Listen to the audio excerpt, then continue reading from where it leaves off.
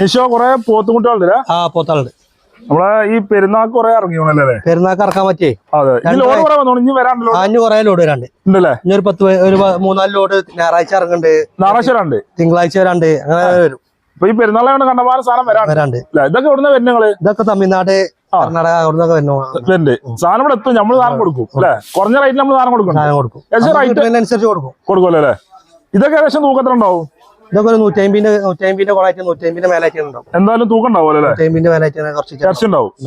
എത്ര റേറ്റ് ചോദിക്കണ്ടേ? ഇതൊക്കെ 70 മേനെ ചോദിക്കുന്നത്. 70 മേനിക്ക് നമ്മൾ ചോദിക്കണ്ടേ?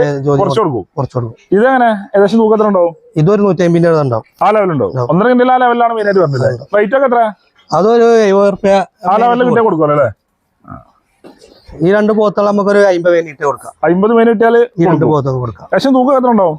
തൂക്കം ഒരു 110-120 കിലോന്റെ അടുത്തുണ്ടാവും. തൂക്കം ഉണ്ടാവും അല്ലേ? 1.25 കൊടുക്കുമല്ലേ? ഈ ഒരു 5 പോത്ത് ഒരു 50 മേനിട്ട് കൊടുക്കാം. ഇതൊക്കെ 50 മിനിറ്റ് ഈ 5 പോത്തും കൊടുക്കും. ഒന്നിന് 50 റുപ്യ കൊടുക്കൂലേ? എന്തെങ്കിലും ചെറുതാക്കി പൊട്ടിച്ചു കൊടുക്കാം. അതെ, പറഞ്ഞു നോക്കണം. എന്തായാലും നിശു എന്നാ കുറച്ച് കൊടുക്കും അല്ലെ? വിളിച്ചാൽ വാട്സാപ്പിൽ എന്താ? ഇതൊക്കെ ഏകദേശം തൂക്കത്തിലുണ്ടാവും. ഇതൊക്കെ ഒരു 110-120 കിലോ ഉണ്ടാവും. നമ്മള് സുമാറ് പറയാണ്, നമ്മള് കാഴ്ചകളാണ് പറയുന്നത്, തൂക്കിയിട്ടല്ല പറയണ്ടേ. ഇതൊരു 60 റുപ്യ കൊടുക്കാം. ഈ പോത്ത് 60 റുപ്യ അല്ലേ? ഇതൊക്കെ 50 കൊടുക്കും. ഈ എങ്ങനെ 5 പോത്ത് 50 മേനിട്ട് കൊടുക്കും. ഇതൊക്കെ 50 കൊടുക്കും അല്ലേ? മേനിക്കണം തൂക്കം പറഞ്ഞല്ലേ? ഇത് 60 കൊടുക്കാം. ഇതോ? ഇതൊരു 95 ചോദിച്ചിനി.